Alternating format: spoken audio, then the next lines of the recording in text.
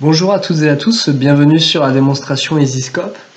L'objectif de la session d'aujourd'hui, c'est de pouvoir vous exposer le périmètre qui est couvert par l'application et notamment d'identifier toutes les fonctionnalités qu'on va retrouver sur notre outil.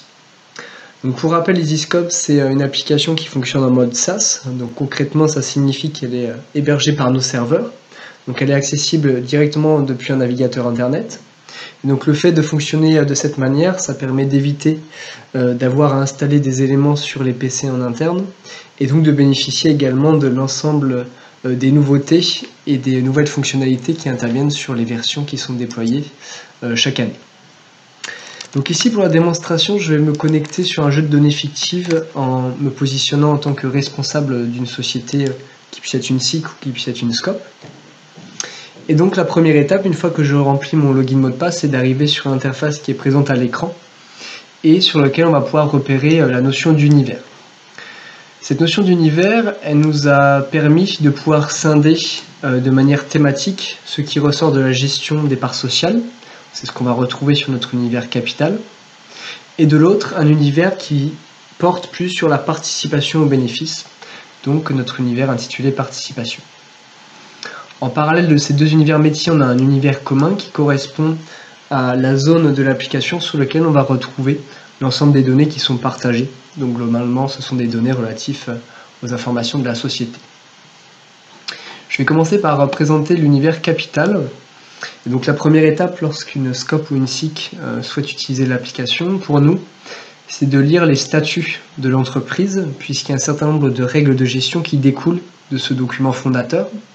Et donc à partir de cette analyse, on va identifier s'il faut mettre en place dans l'outil des notions de plancher, de plafond de capital à atteindre, des notions de rémunération ou de remboursement qui puissent être différenciées d'une catégorie de capital à une autre, et donc finalement de caler les règles de gestion de l'outil sur les pratiques et les règles de gestion qui sont présents au sein de la société.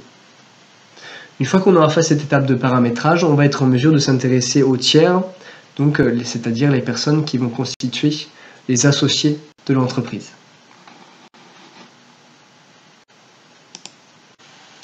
Depuis l'entrée menu tiers, le responsable va pouvoir se pencher sur le parcours d'un associé. Cette notion de tiers permet de définir à la fois les personnes physiques et les personnes morales qui sont susceptibles d'être des associés d'une SCOP ou d'une SIC. Pour chaque fiche tiers, le responsable va renseigner 3 niveaux d'information. Tout d'abord des informations d'identité, l'objectif étant de pouvoir générer des documents de type CERFA, bulletin de souscription ou bulletin d'annulation, qui puissent être personnalisés avec les informations de l'associé. En parallèle, sur ces fiches tiers, le responsable va renseigner des informations portant sur les coordonnées bancaires. Ces coordonnées bancaires, elles vont être utiles au moment du règlement des dettes générées depuis l'application, puisque le responsable sera en mesure d'éditer un fichier XML de règlement SEPA, qui peut être déposé sur le portail de la banque, et donc qui permettra de faire des virements découlant directement des dettes calculées dans l'outil. Enfin, sur chacune des fiches tiers, on retrouvera les notions de rôle, c'est-à-dire identifier si une personne est salariée, si une personne est associée, ou si la personne bénéficie des deux rôles. Et en fonction des statuts qui auront été activés, le responsable aura plus ou moins de fonctionnalités à sa disposition. Une fois que les fiches tiers sont renseignées et à jour, on peut se projeter sur le parcours standard d'un associé. C'est-à-dire, lorsqu'une personne va devenir associée, la première étape pour elle va être d'acquérir de nouvelles parts sociales. Comment ça se passe dans l'outil pour comptabiliser des mouvements de parts sociales? On va tout d'abord commencer par éditer un document qui fait état de ce mouvement. Donc pour cela, on se positionne sur la deuxième icône, nommée « Éditer un bulletin ». Et cette icône, elle nous permet d'arriver sur un écran sur lequel le responsable va être en mesure de choisir le modèle de bulletin édité. Donc soit un modèle de bulletin de souscription, un modèle de bulletin d'annulation partielle ou un modèle de bulletin d'annulation totale. Ici, on va commencer par le cas d'un bulletin de souscription. À partir de ce modèle-là, le système va nous proposer de choisir la date et l'associé concerné et automatiquement nous mettre à disposition l'état de son portefeuille pour avoir une visibilité sur le montant qui est possédé en parts sociales. Ici, on va faire une demande de 100 parts sociales sur la catégorie A. Et donc le fait de renseigner ces informations va permettre d'éditer sous format PDF un bulletin de souscription qui va venir résumer la demande d'acquisition formulé par l'associé. Sur ce bulletin de souscription, je vais retrouver les informations de mon associé, les informations de la société auprès de laquelle cette demande est faite, et juste en dessous, le cœur du document, c'est-à-dire l'objet de cette demande, c'est-à-dire une acquisition de 100 parts de catégorie A de 20 €, soit une demande d'acquisition de 2000 € de parts sociales. Juste en dessous, on rappelle à l'associé la conséquence de cette acquisition sur son portefeuille pour qu'il puisse avoir en tête quelle sera sa situation s'il signe ce document. Une fois ce document édité, il va pouvoir être remis à l'associé, et c'est une fois que ce document sera signé qu'on aura une demande effective et officielle d'une acquisition de parts sociales à comptabiliser dans l'entreprise.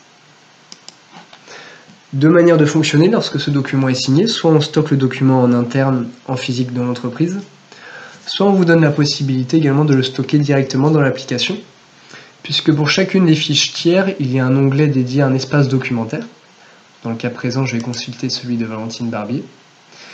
Et sur cet espace documentaire, là le deuxième onglet, on va avoir la possibilité d'importer des documents PDF, ce qui permettra à la fois à l'associé et au responsable d'accéder à cette information et de stocker toutes les données dans l'outil. Le document a été généré, il a été signé et placé dans l'entreprise. On va donc pouvoir comptabiliser officiellement ce mouvement de parts sociales. Pour cela, je me mets sur l'entrée menu intitulée Mouvements, sur lequel je vais retrouver le cœur de l'application, c'est-à-dire tous les mouvements qui ont été enregistrés au nom de l'entreprise. Ces mouvements ils peuvent être de deux natures, soit ce sont des souscriptions de parts sociales, soit ce sont des annulations de parts sociales qui ont pu être enregistrées. Depuis cet espace-là, on va avoir la possibilité de filtrer sur la situation d'une personne et donc d'avoir de la visibilité sur son parcours d'associé. Ce qui nous intéressait comme opération, c'était de créer une souscription. Donc à partir du moment où on a reçu le document signé, on va être en mesure en tant que responsable d'officialiser, de comptabiliser définitivement cette opération-là. Donc pour cela, on va venir créer une souscription depuis l'espace mouvement, en précisant le nombre de parts et la catégorie, et en donnant des informations complémentaires sur l'origine du versement, puisque si cette acquisition émane de la participation au bénéfice, on aura un certain nombre de règles spécifiques qui se rajouteront, notamment en termes de disponibilité des fonds. Dernière notion, on va préciser l'origine des fonds pour savoir dans quel contexte cette souscription a été menée. Et donc une fois que ces éléments auront été positionnés, on pourra enregistrer. Dès qu'on a enregistré cette souscription, on a un message vert qui vient nous confirmer que la souscription a bien été comptabilisée. Et on retrouve bien sur la liste l'acquisition de 100 parts pour un montant de 2000 € enregistré auprès de Valentine Barbier. Donc c'est-à-dire qu'on a augmenté son capital et à travers cette augmentation de capital, on a également augmenté le capital de la société. Le processus métier que je viens de suivre sur l'acquisition d'une part sociale sera strictement similaire dans le cadre d'une annulation, qu'elle soit partielle ou qu'elle soit totale. C'est-à-dire que le responsable sera amené à aller depuis l'espace tiers sur les bulletins qui existent, générer le bulletin qui l'intéresse, que ce soit un bulletin d'annulation partielle ou un bulletin d'annulation totale, puis lorsque ce document est remis à l'associé, de comptabiliser au niveau des mouvements la diminution du capital auprès de l'associé concerné. Avec cette démarche-là, on est en mesure de tracer toutes les opérations unitaires qui concernent l'ensemble des associés. Afin d'aller plus loin sur les mises à disposition d'informations, on propose également aux responsables de pouvoir accéder à un document de synthèse qui est accessible à tout moment depuis l'espace tiers et qu'on nomme le livret individuel. Ici, je vais éditer ce livret individuel sur la troisième icône de la ligne de Valentine Barbier. Et ce livret individuel va finalement faire état du parcours de l'associé dans l'entreprise. On va retrouver sur ce document l'état de son portefeuille à la date du jour et par catégorie. Et juste en dessous, toutes les souscriptions et annulations de parts sociales qui ont été comptabilisées en son nom. L'objectif étant de pouvoir donner de la visibilité à l'associé sur sa situation actuelle et sur l'enchaînement d'actions qui a conduit à avoir cette situation. Ce document-là, il est accessible pour le responsable depuis l'espace qui est présent juste ici. Et on verra plus tard dans la vidéo que l'associé peut également éditer ce document et accéder à ces informations depuis son espace individuel. Au fur et à mesure de l'année, il y a plusieurs mouvements de capitaux qui peuvent être comptabilisés. Et ce qui va nous intéresser dans un second temps, ça va être de pouvoir rémunérer ces parts sociales, donc générer la répartition des intérêts aux parts sociales ou génération des dividendes selon le terme employé.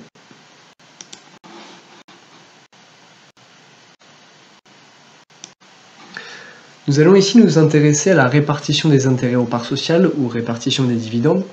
Pour cela, nous allons consulter l'entrée menu intitulée Exercice sur lequel le responsable va pouvoir accéder aux différentes périodes et pour chacune d'entre elles, les montants d'intérêts aux parts sociales qui ont été distribués. Les périodes identifiées en gris correspondent à des périodes pour lesquelles la validation a été validée et donc l'exercice verrouillé, alors que les périodes en blanc correspondent à des exercices pour lesquels la validation n'a pas été menée. En ayant connaissance du montant de capital de chacun des associés de manière dynamique, le système va être en mesure de pouvoir proposer une répartition des intérêts aux parts sociales en fonction du montant qui est présent et qui doit être distribué. Pour cela, le responsable se positionne sur la dernière icône de la ligne, intitulée Répartition des intérêts aux parts sociales. Sur cet écran, le système va proposer une répartition avec la liste des associés concernés, c'est-à-dire des associés possédant des parts sociales sur l'exercice, un détail par catégorie sur le montant qui leur revient, ce qui permet d'accéder au total brut. Sur ce total brut, des charges sociales et du prélèvement forfaitaire vont être comptabilisés pour accéder au total net, c'est-à-dire le total véritablement versé à notre associé, sachant que cette notion de prélèvement forfaitaire est optionnelle dans la mesure où si un associé renonce à ce prélèvement forfaitaire, nous avons la possibilité sur la fiche tiers d'activer une option qui lui permettra d'être exonéré de cette taxe, ce qui aura pour conséquence de n'avoir aucun prélèvement qui intervient sur cette colonne. Depuis cet écran, le responsable est en mesure de télécharger les données au format Excel s'il souhaite les retravailler et d'afficher le détail du calcul qui va présenter des informations complémentaires sur la manière dont la répartition a été menée. Une fois que les données affichées paraissent en phase avec la situation de l'entreprise, le responsable va venir valider ces données. Le fait de valider cette répartition n'est pas un acte anodin puisque cela va conduire à verrouiller l'ensemble des éléments qui ont été mobilisés pour faire cette répartition afin d'être en mesure de venir justifier la répartition qui a été menée et donc les données qui ont été utilisées pour faire cette répartition. Une fois que cette répartition aux intérêts aux parts sociales a été validée, la conséquence va être qu'un certain nombre de dettes vont être générées liées à ces intérêts aux parts sociales. Pour s'en rendre compte, depuis l'entrée menu dettes, on va retrouver l'ensemble des dettes qui concernent l'entreprise avec deux typologies de statut. D'un côté, les dettes qui ont été réglées et de l'autre, les dettes qui ne sont pas encore réglées.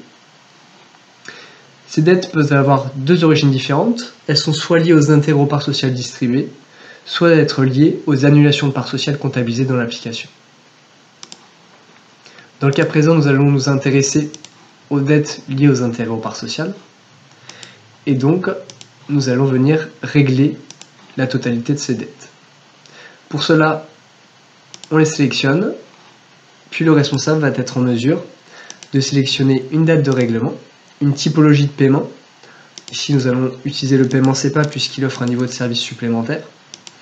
Et donc, le fait de solder les dettes va avoir pour conséquence de changer leur statut, c'est-à-dire de passer en statut réglé. Automatiquement, on voit qu'une colonne intitulée SEPA apparaît avec des bulles vides, et donc lorsqu'on place le curseur dessus, le responsable est informé que le fichier SEPA n'a pas été généré pour ces règlements.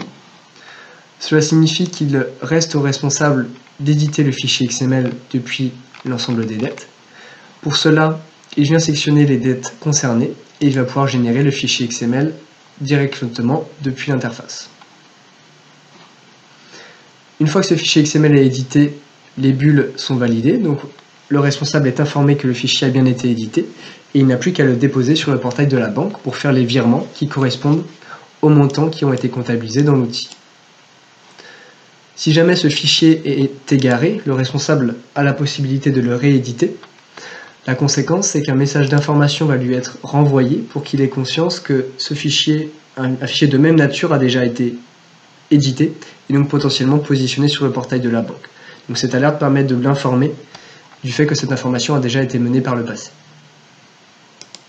Une fois que ces dettes ont été réglées, ce qui va nous intéresser va être de faire les déclarations fiscales qui en découlent. Et pour cela, le responsable va se positionner sur l'entrée menu documents légaux qui se trouve juste en dessous de l'entrée menu dettes.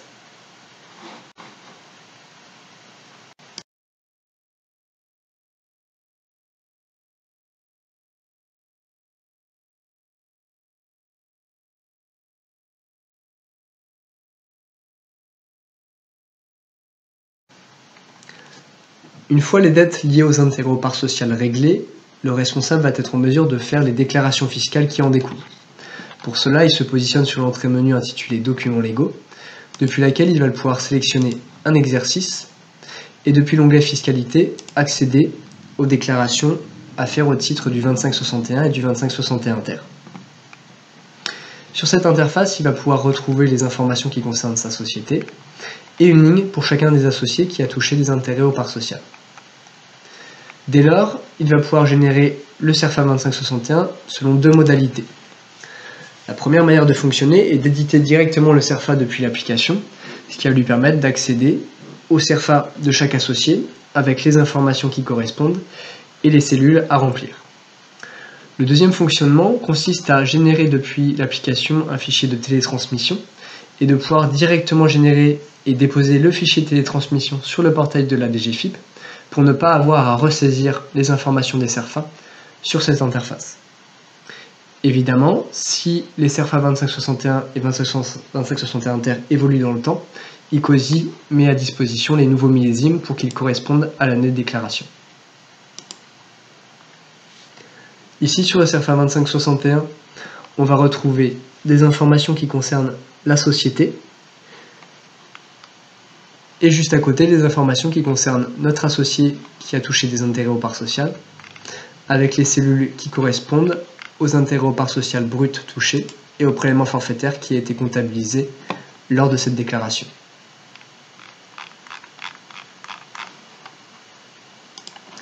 De la même manière, le CERFA 2561 ter va être à disposition du responsable. Là aussi, des modalités de traitement. Soit le responsable édite et remet à chacun des associés ce document, soit les associés peuvent également accéder à ce document depuis leur espace individuel.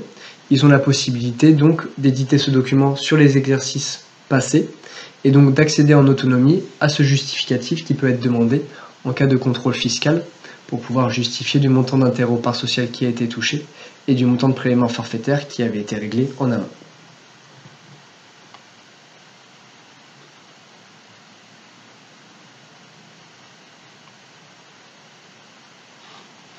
Ici, la liste des 2561 ter va être présentée sous les mêmes modalités que le 2561, avec un espace dédié aux informations de la société, un espace dédié aux informations de l'associé, et juste en dessous, les éléments à déclarer au titre de l'impôt sur le revenu.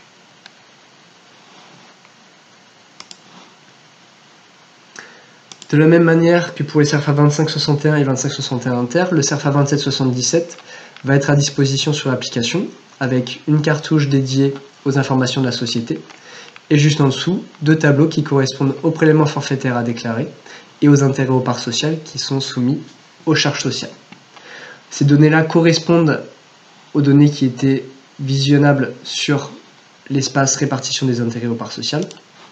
Et donc là aussi, le responsable va être en mesure d'éditer le CERFA 2561 pour avoir le CERFA qui correspond à cette déclaration.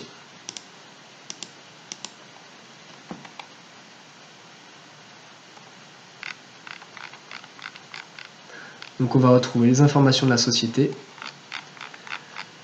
juste en dessous les informations du prélèvement forfaitaire et les informations qui concernent les charges sociales. Pour aller au bout en termes de déclaration et de documents accessibles sur l'application, on va également mettre à disposition la liste ministérielle directement sur l'application. C'est-à-dire qu'à chaque fois qu'un exercice est validé, le responsable va être en capacité d'éditer cette liste sur laquelle il va retrouver les tableaux de représentation du capital en fonction des différentes clés de répartition demandées par la CGSCOP, à savoir sur la typologie de ce capital et sur la représentation démographique de cette possession du capital.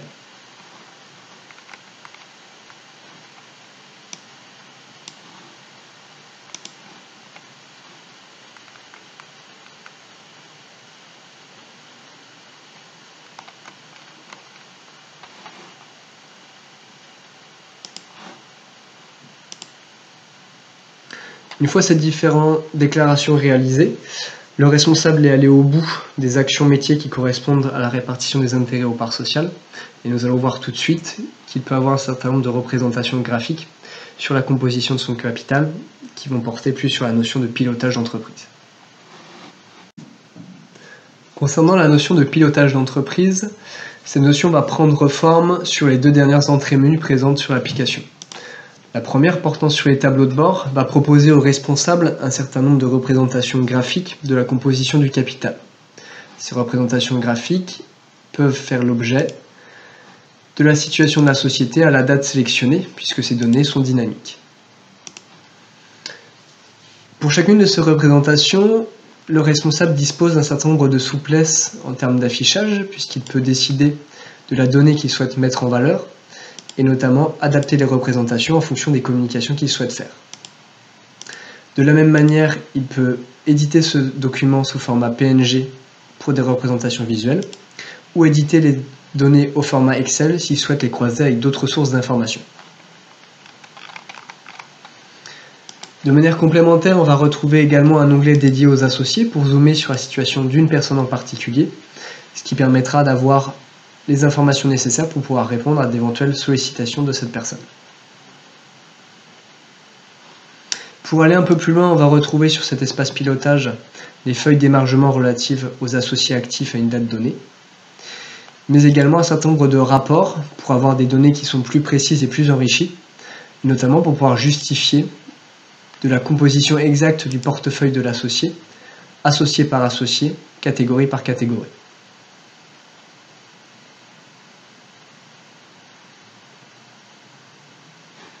Ici sur le fichier Excel, on va retrouver pour la date de référence le montant de capital qui est possédé par chacun des associés sur les catégories A et B, le nombre de parts et le montant que ça représente, et donc le pourcentage par rapport à la société et par rapport à la catégorie. Cet espace tableau de bord, il permet d'exploiter les données qui sont présentes dans l'outil, et pour avoir un regard complémentaire sur cette notion de pilotage, on met également à disposition un écran intitulé Conformité, sur lequel le système va afficher un certain nombre de contrôles réalisés là aussi à la date choisie, et donc qui vont permettre aux responsables de s'assurer, de vérifier qu'ils respectent bien un certain nombre de règles liées au statut scope. Donc dans le cas présent, il va par exemple vérifier que les salariés et ex-salariés détiennent bien plus de 50% du capital, et automatiquement il va présenter en dessous les montants qui sont confrontés pour avoir une idée de ces montants-là. Lorsque les contrôles ne sont pas passants, on a un visuel rouge qui s'affiche. Et donc ici, on a une phrase explicative qui permet de donner des orientations au responsable sur les éléments qu'il peut envisager afin de corriger sa situation et faire en sorte de rentrer en régularité vis-à-vis de ces contrôles de conformité. Les deux entrées menus qui concernent les tableaux de bord et la conformité permettent de traduire et d'apporter des réponses à la notion et aux enjeux de pilotage du point de vue du responsable. Pour être plus complet sur cette partie-là, cette notion de pilotage a également été développée au niveau du salarié associé. Pour cela, chaque associé peut accéder de manière individuelle et à tout moment à un accès qui lui est propre. Et sur cet accès, l'associé va pouvoir retrouver le même type d'interface, si ce n'est que les entrées menus vont être allégées. Ici, en tant que Valentine Barbier, je me connecte et donc je vais pouvoir consulter, depuis l'espace associé, toutes les données qui concernent la gestion de mon capital. Donc nous allons retrouver ici les mêmes typologies de graphiques que ce qui était présent du point de vue du responsable, avec des notions de répartition et d'évolution, avec toujours la possibilité de faire ces représentations à des dates passées. De la même manière, on va retrouver sur cet espace-là l'historique des mouvements, c'est-à-dire que l'associé va pouvoir accéder aux souscriptions de parts sociales et aux annulations qui ont été comptabilisées en son nom. Et cet associé va pouvoir également accéder à ces informations concernant les intérêts aux parts sociales qu'il a touchés sur les exercices passés, en étant en capacité par exemple de consulter les intérêts aux parts sociales d'un exercice donné. Il a la possibilité de pouvoir générer le détail du calcul pour accéder au même niveau de détail que le responsable. Et donc depuis cette interface, il va pouvoir générer son CERFA 2561 Ter, qui correspond au document justificatif qu'il peut fournir en cas de contrôle fiscal.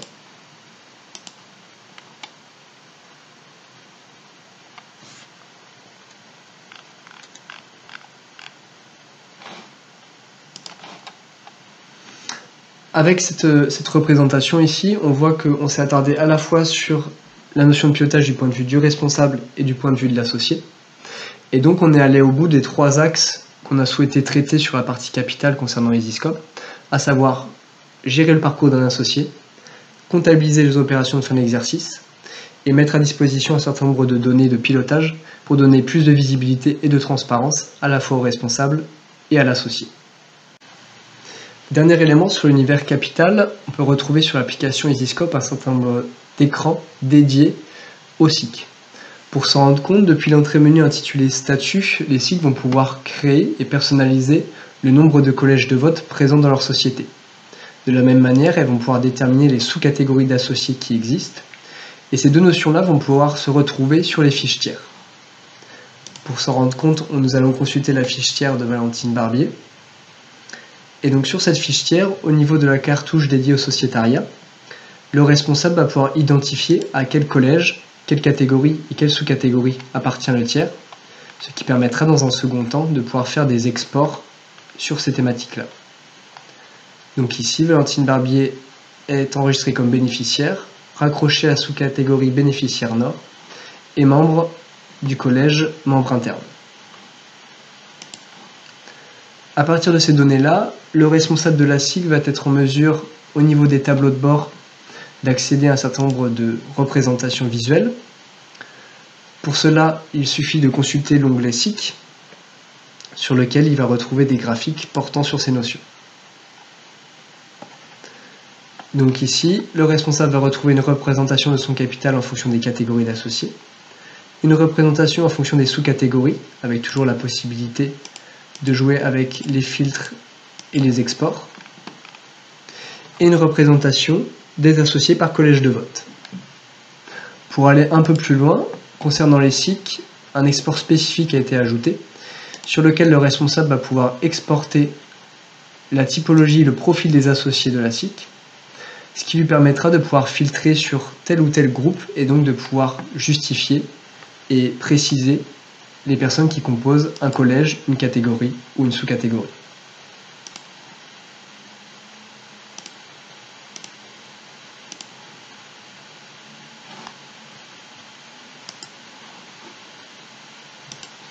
Avec cette présentation de l'espace SIC, nous sommes allés au bout de la présentation de l'univers capital, et donc nous allons pouvoir tout de suite aborder l'univers participation.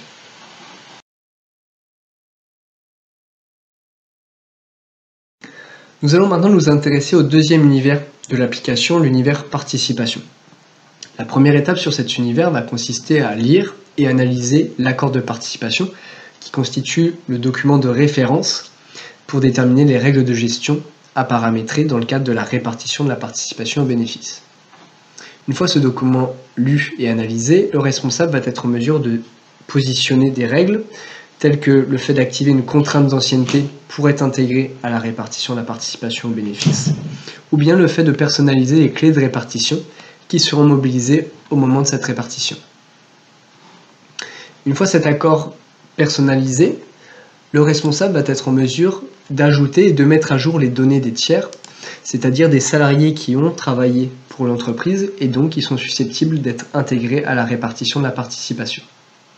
Pour chacun de ces tiers, le responsable va être en mesure de positionner des périodes de travail, et toutes les personnes qui sont identifiables et accessibles sur cette entrée menu tiers de l'univers participation vont également être accessibles sur l'univers capital, puisque tout ou partie de ces salariés pourra à terme être intégré en tant qu'associé. Troisième élément sur la partie participation, la notion de support va apparaître. Cette notion de support correspond au compte sur lequel l'argent de la participation touché par les salariés peut être placé. Dans la majorité des scopes, cet argent est placé sur un compte courant géré en interne, et certaines structures font le choix de proposer des placements alternatifs, notamment auprès d'organismes externes. Depuis cet espace support, le responsable va pouvoir déterminer le nombre de supports qu'il souhaite activer et au fur et à mesure comptabiliser des intérêts de rémunération sur les années qui se terminent. Une fois que l'accord de participation a été personnalisé, que les tiers sont bien à jour et que les supports ont bien été créés, le système va avoir à disposition tous les éléments dont il a besoin pour proposer une répartition de la participation aux bénéfices. Pour accéder à la répartition de la participation aux bénéfices, le responsable se positionne sur l'entrée menu intitulée Exercices. Sur cet écran, il accède à l'ensemble des exercices pour lesquels de la participation a été distribuée. Tous les exercices grisés correspondent à des exercices validés, pour lesquels les données sont verrouillées, alors que l'exercice en blanc correspond à un exercice paramétré mais non validé. À partir des périodes de travail positionnées sur les différentes fiches tiers et des informations renseignées au niveau du paramétrage d'exercice concernant les salaires et les temps de présence réalisés sur cette période, le système est en mesure d'afficher une répartition de la participation aux bénéfices. Sur cet écran de répartition, il accède à la liste des salariés concernés par la répartition de la participation, du montant qu'il leur revient pour chacune des clés de répartition qui aura été activée au niveau de l'espace accord. Dans le cas présent, on a activé 4 clés de répartition, ce qui lui permet d'accéder à un total brut sur lequel de la CSG-CRDS est prélevée afin d'arriver à un total net affecté, attribué à notre salarié. Une fois que les données paraissent cohérentes avec la situation de l'entreprise, le responsable vient valider la période en question.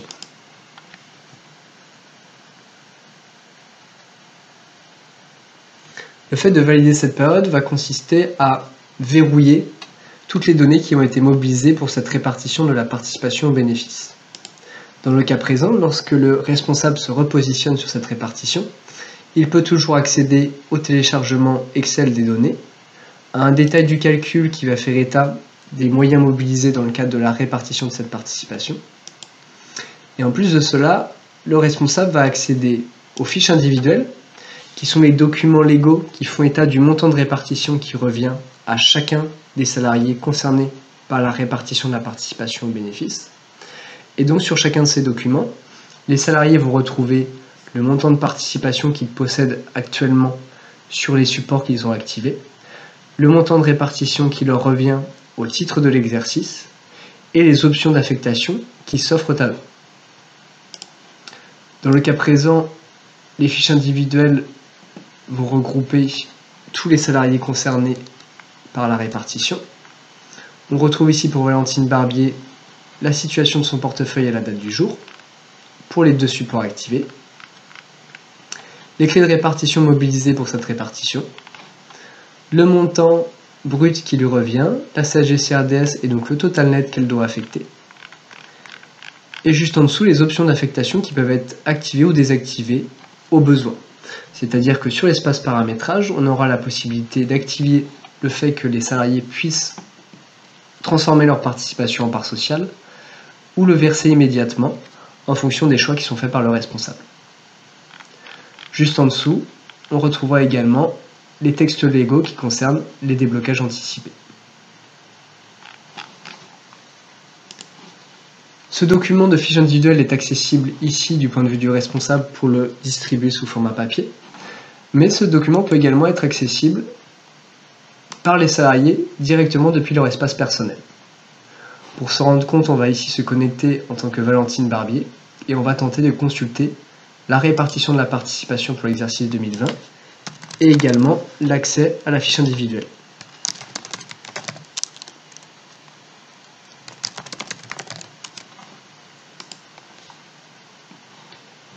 Sur cet espace individuel, le salarié va se rendre sur l'entrée menu Espace bénéficiaire et à partir de cette entrée menu, il va être en capacité d'accéder à la répartition de la participation d'un exercice choisi. Ici, nous allons choisir l'exercice 2020 et donc automatiquement le salarié est tenu au courant du montant de participation qui lui revient pour l'exercice, avec toujours la possibilité d'accéder aux détails du calcul de cette répartition. Et de manière autonome et individuelle, il peut accéder à la fiche qui va faire état au montant de répartition qui lui revient pour l'exercice donné.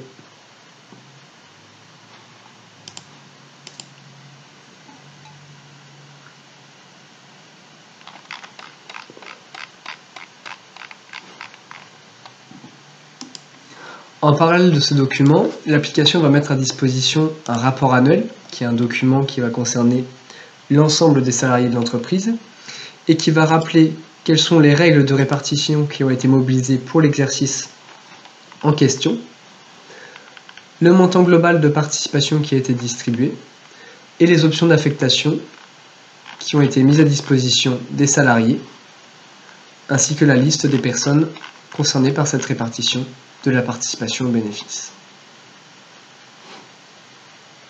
Ce document à remettre au délégué du personnel est donc automatiquement accessible depuis l'entrée menu répartition de la participation aux bénéfices.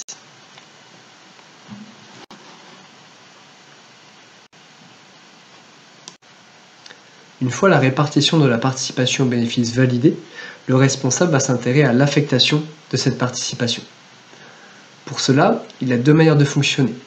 Soit il utilise les fiches individuelles qu'il peut éditer depuis l'espace répartition, distribuer ces fiches individuelles, puis demander aux salariés de saisir sur ces fiches individuelles, d'écrire directement le montant qu'il souhaite affecter sur tel ou tel canal d'affectation. Une fois que ces fiches individuelles lui sont communiquées, il pourra se positionner sur un écran d'affectation, la dernière icône de notre exercice, pour renseigner auprès de chaque salarié le montant qui est positionné sur les différents canaux. Dans le cas présent, on est en capacité de donner 2000 € en montée au capital pour Daniel Berthelot et de positionner par exemple le reste en compte courant interne. Les différentes options d'affectation qui sont présentes sur cet écran découlent directement des paramétrages que l'on aura positionnés sur l'exercice. Le fait de pouvoir transformer de la participation en part sociale, de pouvoir le verser immédiatement ou de pouvoir le placer sur des supports, peut donc être personnalisé d'un exercice à l'autre. Une fois que l'on a enregistré cette affectation, le responsable garde la main pour modifier ces données-là tant que ces informations n'ont pas été validées. La deuxième option qui se présente pour le responsable est de communiquer auprès des salariés pour qu'ils puissent saisir directement cette affectation depuis leurs espaces individuels. Pour s'en rendre compte, nous allons nous positionner sur l'espace individuel de Valentine Barbier, sous son espace bénéficiaire qui fait état de sa participation au bénéfice. Et depuis cet espace, la salariée va pouvoir sélectionner l'exercice qui la concerne, accéder au montant de répartition et juste en dessous de déterminer quelle est l'affectation qu'elle souhaite engager.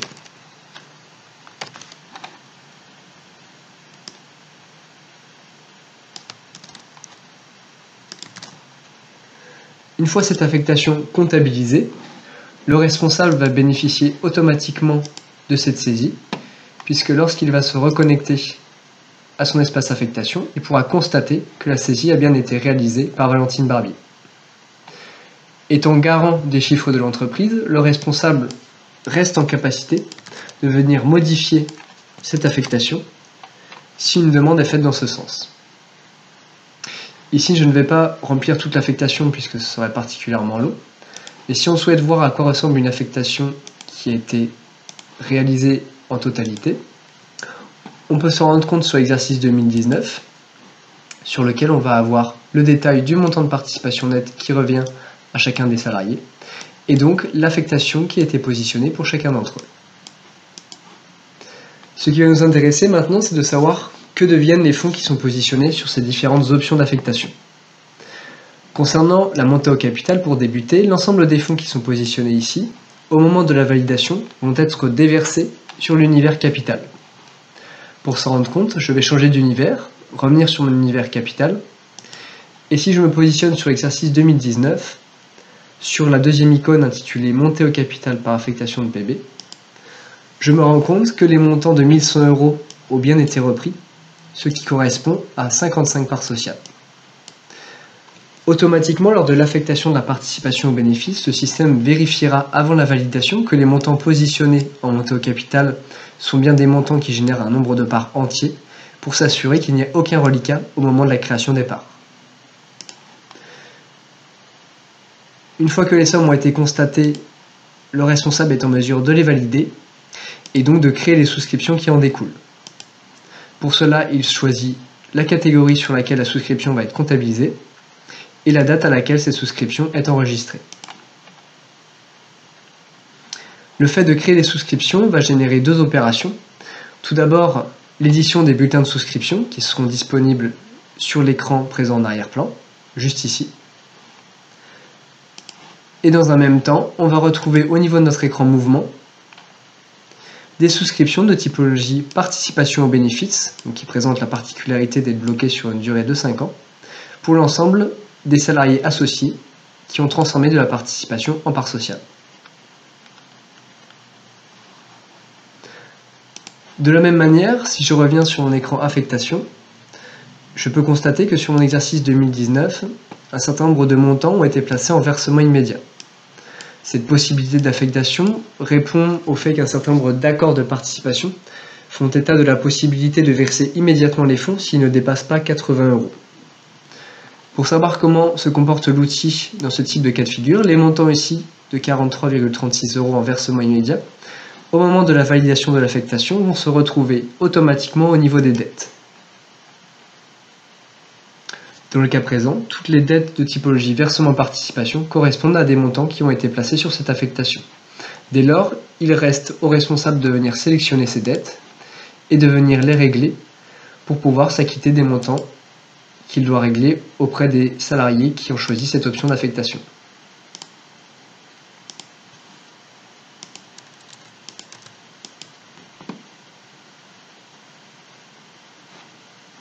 Pour terminer, sur notre écran d'affectation de la participation, nous avons vu qu'un certain nombre de montants étaient positionnés au niveau du compte d'épargne solidaire et du compte courant interne. À partir du moment où la validation de l'affectation a été comptabilisée, ces montants sont automatiquement positionnés sur les supports que nous avons paramétrés tout à l'heure. Et nous allons voir tout de suite comment ces sommes vont pouvoir être débloquées dans un second temps.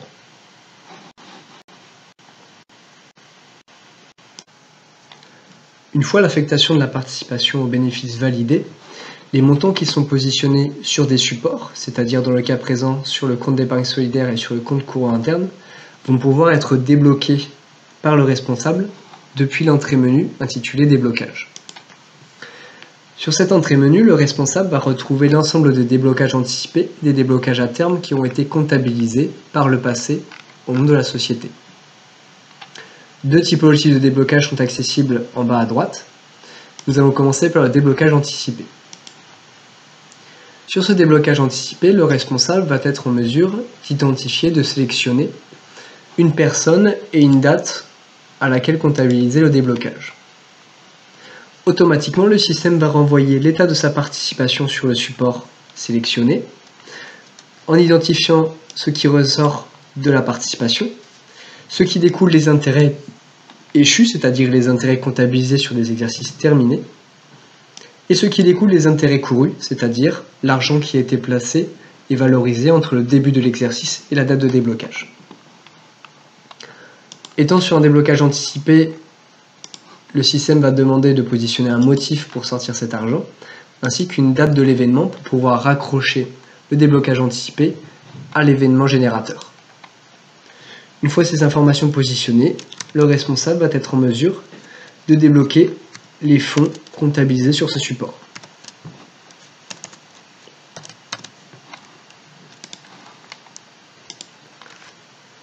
Une fois le déblocage anticipé comptabilisé, il apparaît sur la liste des déblocages pour le tiers en question avec la date qui correspond. Automatiquement, ce montant-là va être repris et va faire l'objet de la création d'une dette.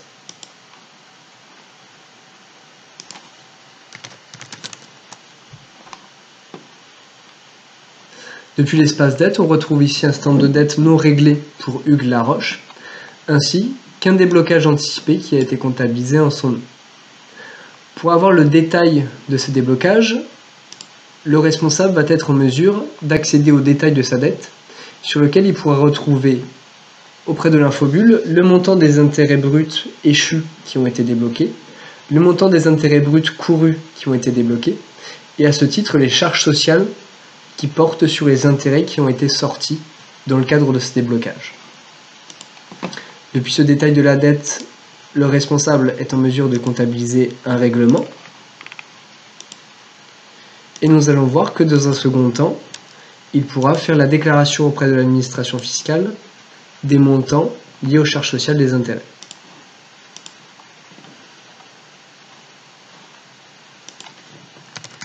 Ici, si on consulte les dettes concerne notre salarié, on retrouve bien que la dette du déblocage anticipé est bien comptabilisée sur réglé. Et c'est une dette qui porte sur la date du 26 juillet 2021. Logiquement, si je viens sur mes documents légaux et que je choisis cette période-là, c'est-à-dire sortir le PFU le 27/77 sur le mois de juillet 2021, le système va faire état des montants d'intérêt qui ont été distribués au titre de cette période, les informations de la société qui sont à déclarer, et les charges sociales qui vont être prélevées au titre de ce déblocage et des autres déblocages qui ont été comptabilisés sur la période. De la même manière que sur la partie capitale, on peut éditer le modèle de CERFA, on aura la même possibilité sur l'univers participation, c'est-à-dire la possibilité d'éditer le CERFA avec les informations qui sont affichées en arrière-plan sur l'interface de l'application.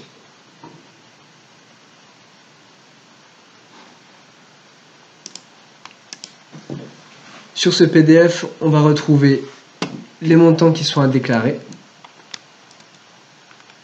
ainsi que les informations de la société qui fait l'objet de cette déclaration.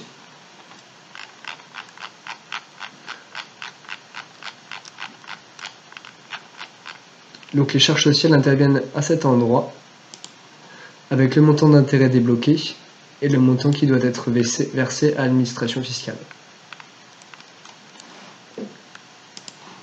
De la même manière, si un jour un déblocage à terme intervient, la procédure sera la même, c'est-à-dire que depuis l'écran de déblocage, le responsable sera en mesure de générer un déblocage à terme.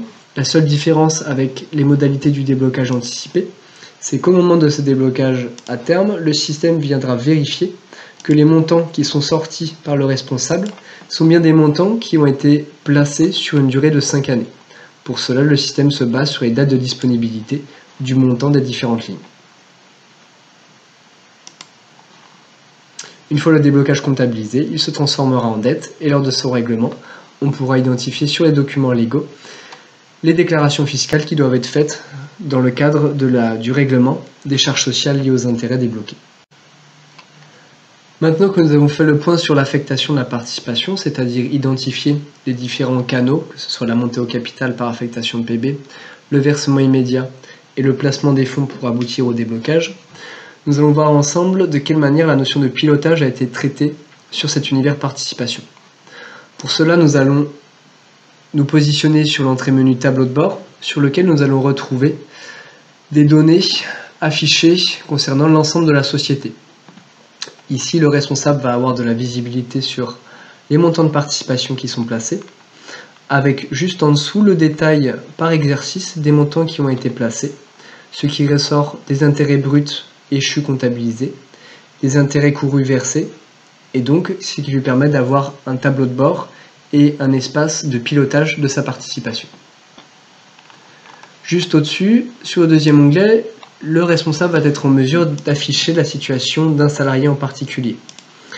Dans le cas présent, on va retrouver la même typologie de graphique, à savoir la répartition et le montant de participation qui est placé, ainsi que son évolution dans le temps.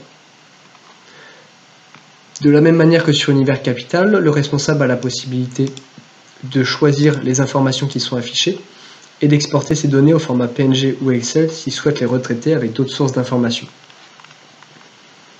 Juste en dessous, il accède aux montants qui sont placés sur le support du salarié, avec toujours le niveau de détail nécessaire sur ce qui résulte de la participation, des intérêts échus et des intérêts courus.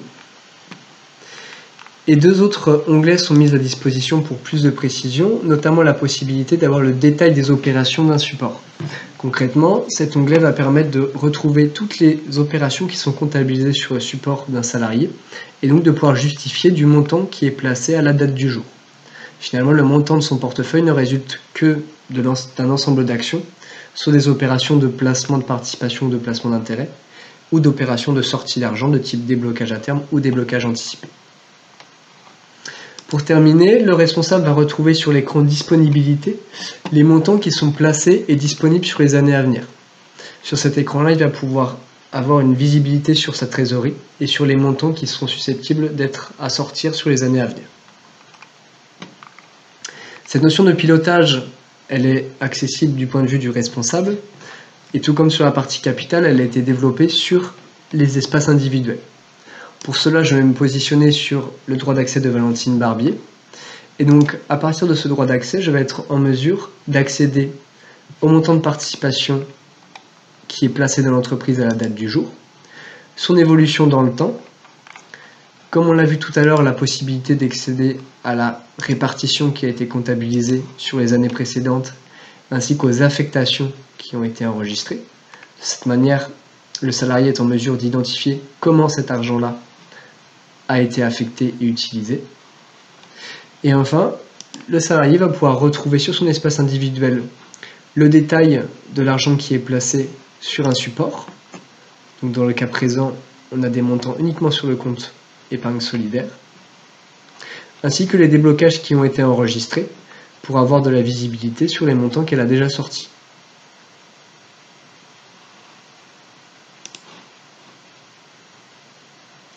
Sur un registre un peu différent, on va également retrouver sur cet espace individuel l'espace documentaire qui a été consulté en début de présentation et qui va faire état des documents partagés avec le salarié. Donc sur cet espace-là, Valentine Barbier va pouvoir retrouver les documents qui ont été enregistrés par le responsable et pouvoir éditer un certain nombre d'autres documents, comme le livret individuel qui porte sur son parcours en tant qu'associé, et le livret d'épargne salariale qui fera état des différents choix d'affectation et d'épargne qui sont offertes lors de l'affectation de la participation aux bénéfices.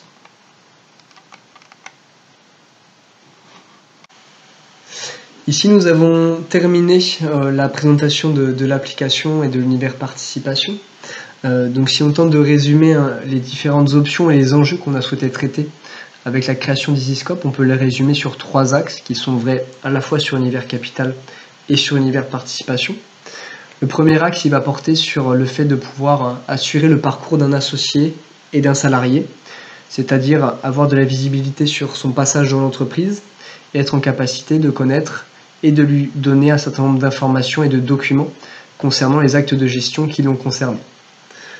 À côté de ça, le deuxième axe qu'on a souhaité traiter avec la création de cette application, c'est assurer les opérations de fin d'exercice, les sécuriser et les simplifier, dans la mesure où on propose une répartition des intérêts aux parts sociales, une répartition de la participation aux bénéfices, et de pouvoir gérer les opérations qui en découlent.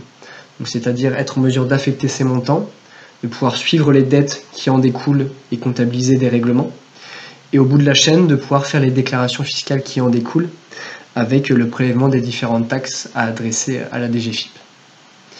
Dernière notion, c'est la notion de pilotage qu'on a développée à la fois du point de vue du responsable et du point de vue du salarié associé, pour donner de la visibilité donc, sur la situation de la société et donc d'avoir une certaine transparence sur la situation de la SCOP ou de la SIC, et de la même manière d'être en capacité pour le salarié associé de pouvoir consulter ces informations en toute autonomie et donc d'avoir à son niveau les informations qui le concernent. Maintenant que cette présentation est terminée, je vous propose de faire un point sur la procédure de mise en œuvre d'un projet EasyScope. Donc concrètement, c'est une opération qui se déroule en 3 temps. Pour commencer, comme ça a été déjà évoqué sur la présentation, la première étape pour nous, c'est de lire les accords de participation et les statuts qui concernent une SCOP ou une SIC, et donc de pouvoir identifier si les règles de gestion qui sont en place vont pouvoir être couvertes par l'application. Une fois qu'on a pu faire cette opération d'analyse des documents, on vous fait un retour pour s'assurer que votre fonctionnement est bien en phase avec ce qu'on a identifié sur ces documents.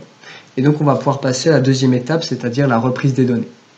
Sur cette reprise des données, le responsable va être accompagné sur le remplissage d'un fichier cible, c'est-à-dire qu'on vous transmet un fichier Excel sur lequel on reprend des données, donc c'est-à-dire des données sur l'historique du capital et sur la situation de la participation à la date de reprise pour pouvoir connaître les montants qui vont être débloquables sur les années à venir.